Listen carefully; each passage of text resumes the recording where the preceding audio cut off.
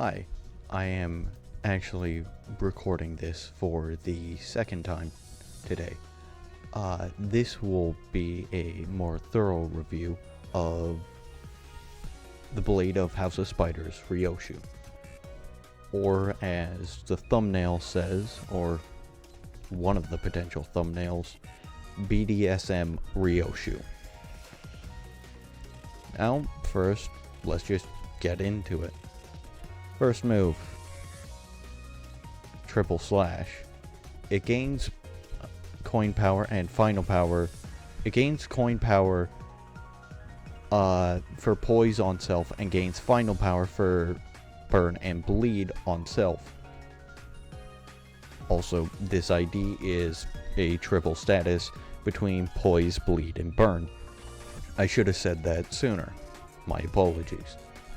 It also inflicts a unique status of Blade Trail After Image, which is very important for this ID's kit.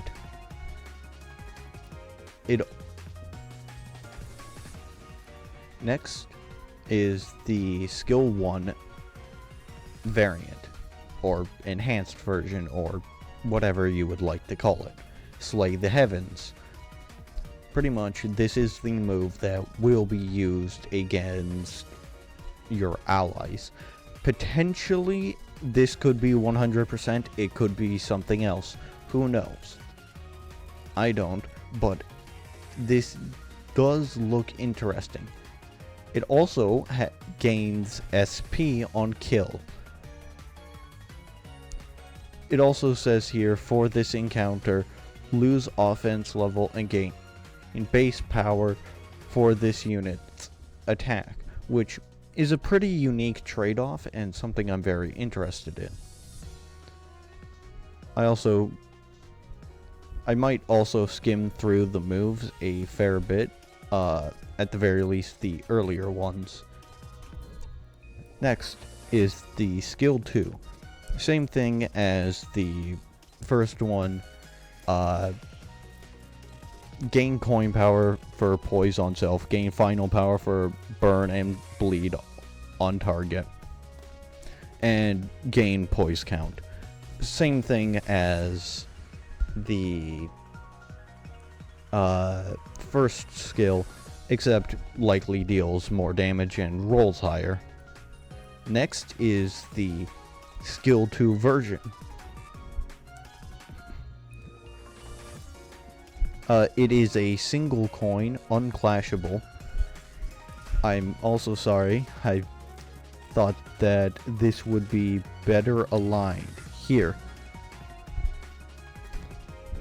I hope you can see this a bit. This skill does not trigger defensive skills and cannot be reused by external effects. It gains poise count, and it gains attack weight if it was... Wait, no.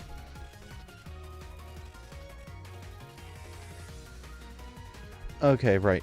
It can gain attack weight to the number of enemies with Phantom Trail, which is another unique status that will be covered later.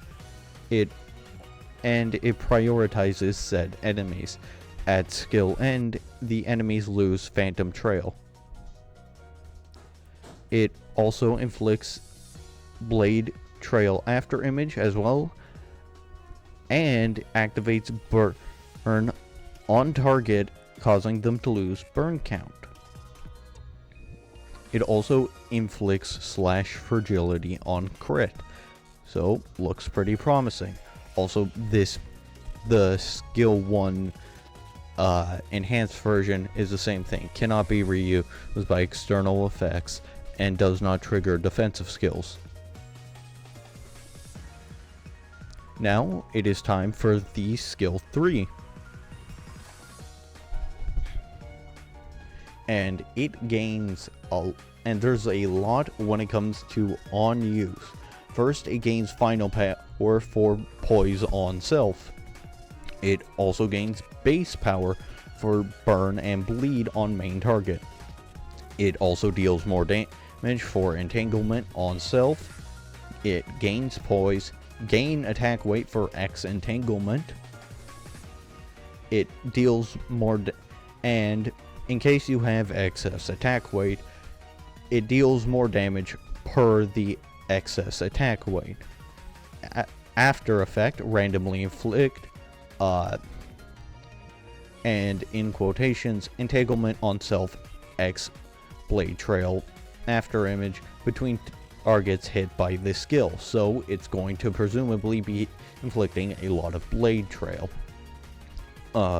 This skill also deals more damage on crit, and on crit it activates burn and bleed, so pretty good. It also deals more slash damage. It also deals slash damage equal to entanglement X% of this coin's final damage.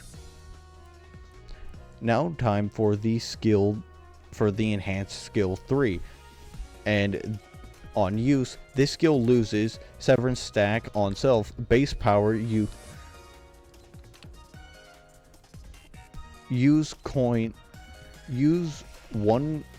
one in additional time, so it has a reuse conditional which appears to only trigger once. I might be wrong there, but I don't know. I will double check when we get to it. Final coin of this. Final coin gains coin power per entanglement on self. I do not know exactly how much entanglement that is, but it sounds powerful. And same thing for excess attack weight, it gets converted into damage. And after you do the attack, it raises entanglement's mid-max stack count and resets the amount of entanglement there is on self to the minimum stack. It also consumes Star's blade. I know I butchered that, I am sorry. Inflicts poise, burn, and bleed. And the second coin, deal more damage on critical hit, consumes all blade trail on target and deal slash damage equal to blade trail consume XX% for this coin's final power. And here are the on crit conditionals. Deal slash damage equal to entanglement XX% of this coin's final damage, so you get the same effect twice, except it's dealing more damage because it's a crit, in addition to triggering burn and bleed, causing the count to drop by 1. Now we get the double enhanced version of skill 3, and this skill does not trigger defense skills. On use, gain poise. On use, gain I'm sorry, shin. I know I messed that up. And in addition, it removes this unit's first stagger threshold. Now, whether or not this means the unit has multiple stagger thresholds, I do not know. And on crit, the first coin, very generic, just inflicts burn and bleed. And the second coin on crit triggers burn, and target loses burn count. Now, time for the defensive skill. It is evade, which is very good. And it actually has something unique about it. At the start of combat, it targets one House of Spiders ally in the lattermost deploy order. So, imagine if you have both House of Spider, Yiseng, and Honglu. If you have Yiseng deployed before Honglu, Yiseng will be the one that gets attacked first. And at a certain string severance stack, you target a additional ally, meaning you will target 2 allies, presumably and hopefully killing them both. And at the end I'm sorry, I'm just reading this again. At skill end of all of the skills equipped by target this turn, or if target is staggered, or if target does not have any skills remaining to be used, you slay the heavens as against target as an unopposed attack. Prioritize Pinky Apprentice Sinclair last. So this is also something very unique where Pinky Sinclair, if he's also on the field, will actually be prioritized last after, even presumably if he's the first deployed House of Spiders unit. The evade also at combat starts gives poise count, and on evade gives poise. Now this isn't capped, so maybe it inflicts a lot of, so maybe it just keeps going and can inflict a lot of poise. Now that is how you end up getting this. This actually, oh, sorry, mouse was on just free roll, I mean. Now this doesn't have a trigger yet. That will be explained shortly. Now, excuse me while I switch slides. Alright, here it is. Here is the first passive, which I'm presuming is one of the free passives, given the sheer length of it and given the fact that it appears that the entire kit revolves around it. Now at combat start, you gain 2 unique statuses, Entanglement and String Severance. And Entanglement and upon entering combat for the first time, you gain more mid-max cap. Wait, no, I'm sorry, I'm reading that wrong. Entanglement actually gives you mid-max cap, and upon entering combat for the first time, you just raise that cap based on the number of House of Spiders IDs in your loadout.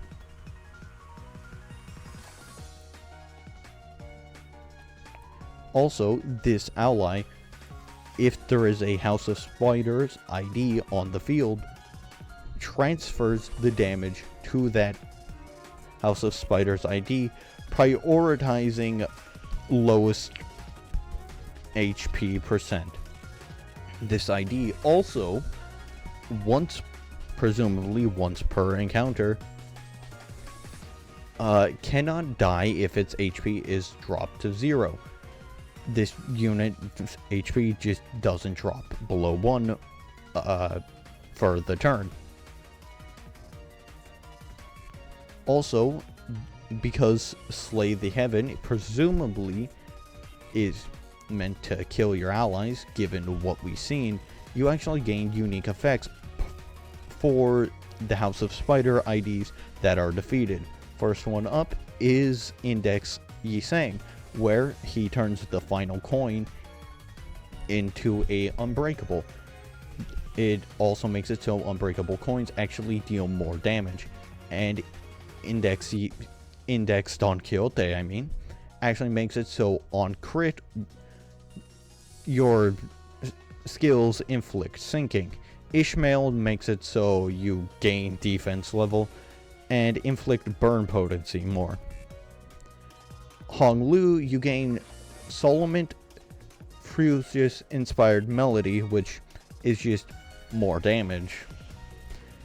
Now Faust actually has something very unique. It actually gives you shield equal to X percent HP at next turn. So presumably it could be a lot of shield, especially in Mirror Dungeon, where you are actually able to raise your max HP using a specific ego gift. And Sinclair, you gain poise count and crit damage up at every turn start. Also, you might be saying, well, what if it's a focused encounter? I then lose those skill slots. No, this ID actually consumes the skill slots off of the dead House of Spiders units. However, that cannot exceed the cap of the encounter's set skill slot limit.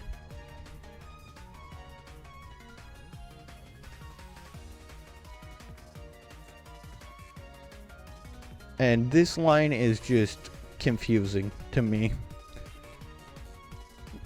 For certain game contents, this effect can activate regardless of the content's skill slot, including restrictions. I'm a bit confused on that, but that's fine. Also, we have something unique here. They stole Ricardo Heathcliff's gimmick. When the right conditions are met, it changes the battle theme until turn end, excluding some themes. So potentially it might overrule more songs than Ricardo Heathcliff does, but it might not. It's hard to tell because this is a new thing. However, I do partially wish that they would go back and add it to every capstone ID for every season, just because that would be funny.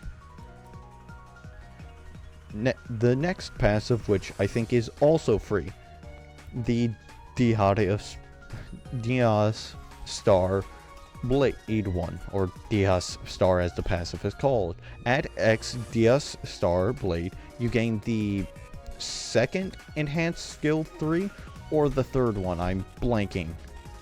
Let me check quickly. I'm sorry, I was checking that. And it is the third skill 3, meaning at a certain point you will be able to use the third skill 3, and it will replace... Wait.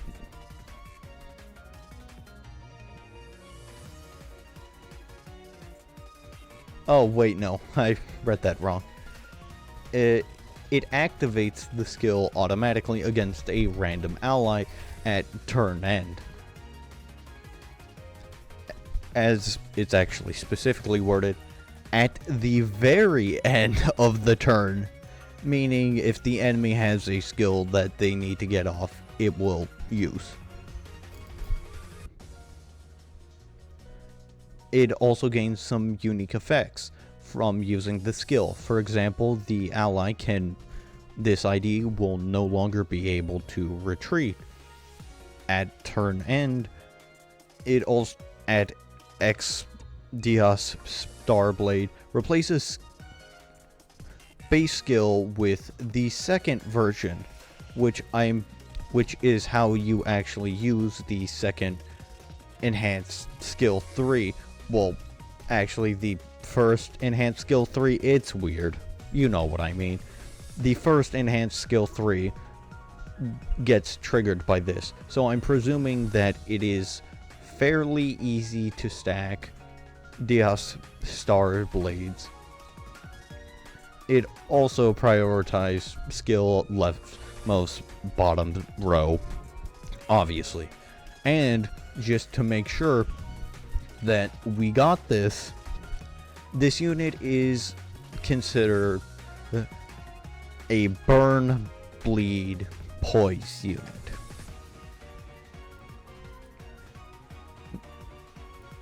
Okay, right, we have one more passive that I think is free. This one might cost some ego resources to use, but I don't know.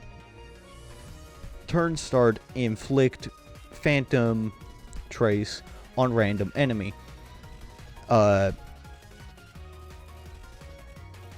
It also inflicts an additional one for X number of House of Spider allies that are dead. At combat start, if the enemy has Phantom Trace, it actually uses the enhanced skill 2 against them as an unopposed attack before the base attack skill goes off, which is very good. It also, if you are attacking it, using a base skill, it converts all of the coins to unbreakable and gains final power. You also gain entanglement. Now, for the passive that I full-heartedly think is the one that costs ego resources, assuming there aren't multiple that do. You deal more damage on critical hit using a base attack skill. For every surplus past X poise on self. I'm assuming X is 20 because that is when you get guaranteed crits. Now, that is really good because in here there isn't a listed cap to that damage. Now, this might change when the ID comes out, but in Mirror Dungeon it is very easy to get IDs to 99 potency just in an encounter. Now, all of that is more damage. Assuming there is not a cap when the ID comes out. That could change, but you never know. Now, on crit using a base attack skill, it also inflicts Blade Trail, which is very good. Also, the Great Triquolicism, I know I said that wrong, I do not care. Ryoshu passive can activate using attack skills against allies, because it needed that. And the support passive is alright. It just gives poise potency to an ally. The earliest ally. I mean, oh, sorry. Yeah, I have done all that, and time for the next slide. Now, first, Blade Trail. Deal more damage 4/ skills for X stack. Skill and passive effects increase mid-max stack of this effect. Take more damage for Blade of House of Spiders Ryoshu base attack skills. So there is already a lot more damage just between these two. And wait, there's more. Severin stack. Gain stack for every House of Spiders Nurse Father ally dead. Gain unique effects based on House of Spiders allies death. Take less damage for every stack. Now, I am assuming this won't be capped, but I'm imagining it will be like 10% less damage, and when Ryoshu and Valentina Ryoshu and Matthias Otis come out, that will be a total of 40% less damage on you just take because you killed your allies. Now this is how you gain the Dias Stars Blade. Total sum of Blade Trail afterimage stacks inflicted by this unit gain up to X sum per turn. So there is a cap, and you can't just gain a lot off of inflicting a absurd amount of Blade Trail. Now it is time for their unique Shin. They gain mid-max speed, something very common with IDs with Shin. Upon using a base attack skill, gain poise, potency, and count. Again, very good. This ally deals more damage on critical hit. It has more damage. It has so many damage conditionals, and seemingly most of them are self-reliant, which is very funny when you compare it to Lord of Hongyuan Honglu, who a lot of his conditionals come from the Heisho Pact. And finally, you take less damage from unopposed attacks and unbreakable coins. Very good. So I'm just going to give you my ultimate thoughts and how to use this ID properly, specifically for you, Clay. Yes, you, Clay Mantix, because I know you are watching this. Now, how do you use this ID? Very, very simple. You want to use, well, it actually depends whether or not you're doing Mirror Dungeon or not. In normal story content, or say Railway, you will want to use as many House of Spider IDs as possible. In Mirror Dungeon, you will want to go for a Bleed, Burn, Poise team because of the triple gifts, triple fusion gifts that will benefit this ID to a great extent.